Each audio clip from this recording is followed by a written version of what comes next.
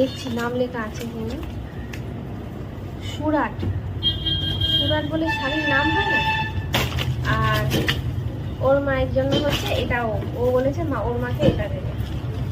আমি মানে দুটো কালার নেওয়া হয়েছে, আমি ওকে জিজ্ঞাসা করলাম যে কোনটা নেবে মায়ের জন্য। ও ওর মায়ের জন্য এটা পছন্দ করেছে, এই কালারটা। দুজনের জন্যই সেম শাড়ি, শুধু কালারটা জাস্ট আলাদা বলো। আর এটা তো ভিডিওতে দেখানোই হয়েছে, এই ব্যাগটা কিনেছি। আর একটা ব্যাগ কেনার ইচ্ছে ছিল যেটা আমি পাইনি। যদি গাড়ি ঠিক হয়ে যায় তাহলে আজকে বিকালবেলা বেরাবো তো বলছি। এই হচ্ছে ব্যাগ। ব্যাগটা কিন্তু হেভি পছন্দ, কিন্তু সাদা তো দাগ ফাগ লেগে গেলে। সেদিন হাতিবাগান থেকে যেটা কিনেছিলাম সেটা দেখানো হয়নি। এই হচ্ছে এটা হাতিবাগান, এটা বানাতে হবে। না না সরি, এটা বানানোই আছে, এটা ফিটিংস করে নিতে হবে। এই হচ্ছে সুবিধা।